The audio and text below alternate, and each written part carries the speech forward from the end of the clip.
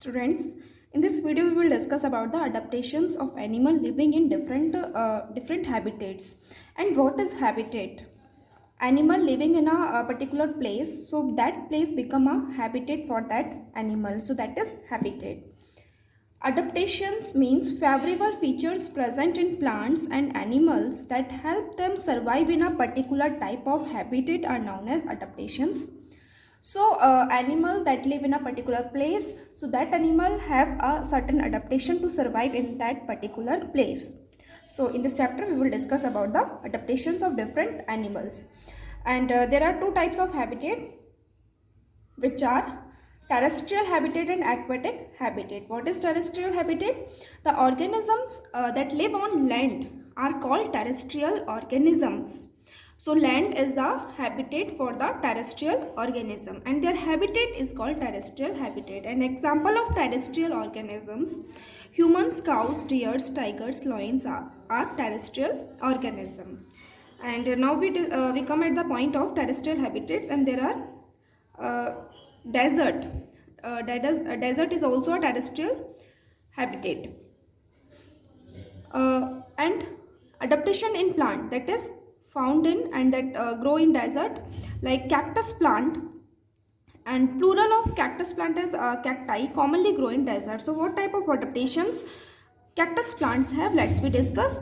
The leaves are reduced to spines. The leaves of cactus plants reduced to spine shape, so that they help in, so that water loss cannot be possible through transpiration, because through process of transpiration water is lost through the stomata of the leaves.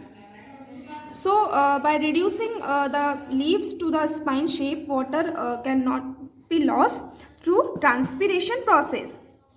Next is the stem is thick and fleshy, and the stem of cactus plants is thick and fleshy because it stores water, and they are called succulent plants. The stem is green in color. So these are the adaptation found in cactus plants that grow in desert. Students, next is adaptation in animal that found in desert. Desert it is a terrestrial habitat. Desert come in a terrestrial habitat. Camel has several adaptations, and few of them are: camel grow in desert. It means there in desert area water is not available in a sufficient amount. So for saving the water, camels have following adaptations. First is it drinks a large quantity of water and can stay without water for a long period of time because it stores large quantity of water in their body. And next is it excretes a very little water in urine, and its dung is dry. It does not sweat. And what is the mean of dung? Waste material from the body of animal called as dung. Next is mountain habitats that also come under the terrestrial habitat. As land region are included in terrestrial habitat, and land region are divided, land region there are different types of habitats are found, such as desert, mountain, and polar region, forest and grassland regions. So these all regions come under the terrestrial habitat. So students, next is adaptations in animals. Mountain habitats. These habitats are normally very cold and windy. So adaptations in plant that found in mountain habitats are: most of the rainwater. Mountains region these are the mountains, and these mountains have slope from both sides. So most of the rainwater in such areas flows down the slope. So most of the rainwater flows down the slopes, and very little water is available to the trees that grow at this region, at the mountain habitats.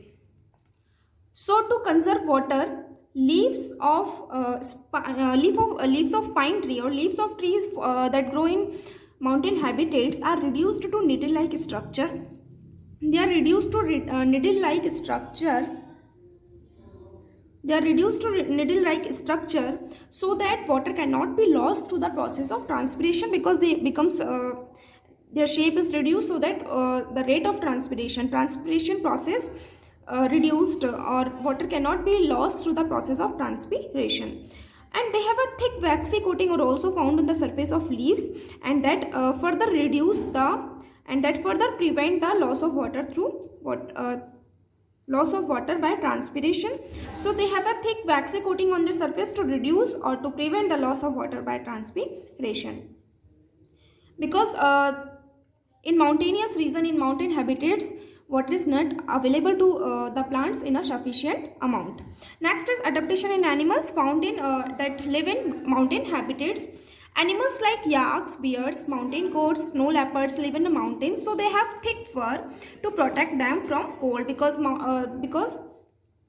mountain habitats are very cold, so they have so they need to be protect themselves from cold, so they have thick fur. Students, next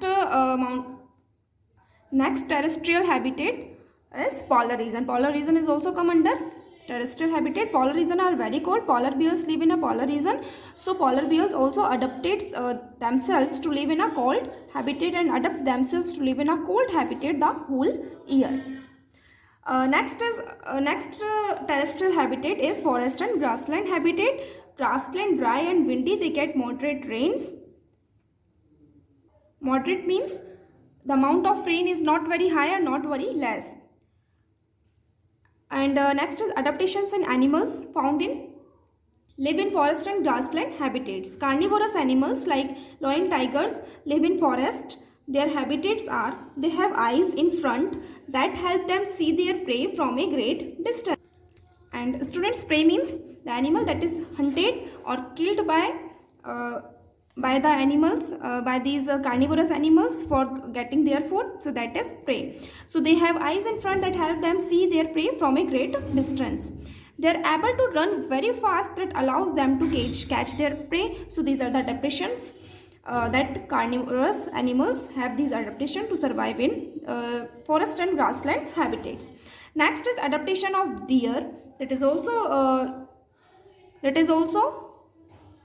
found in forest and grassland habitats. They have eyes on the sides of the head. On the sides of the head, they have eyes which give them a wide range of vision, and so because of these adaptation, they can also be capable to find their prey for getting their food. Students, sorry, deer is not carnivorous, deer herbivorous. So because of these adaptation, they can capable to search their foods, whatever they eat, and they do not search a prey because they are herbivorous animal. Students, till now we have discussed several adaptations found in animals living in a particular habitat. And next term is camouflage. Camouflage means the way in which an animal's color or shape match its surroundings and makes it difficult to be spotted or to be seen by other animals. Example of camouflaging animal that show camouflage characteristics, that example of animals are tigers and chameleon. The brown strip found in the on the skin of tigers helps tigers to be hidden in the grass. That tigers are found in the mountain on the grassland region, or so that the brown strips found on the surface of their skins helps tigers to be hidden in the grass region, because the color of grass in grassland region is also brown. Next is chameleon. Chameleon can able to change its colors according to its surroundings. So this is the camouflage, that animals change themselves according to their surroundings to be hidden or to be prevented themselves to being seen by other animals. So this is camouflage. Next is aquatic habitats.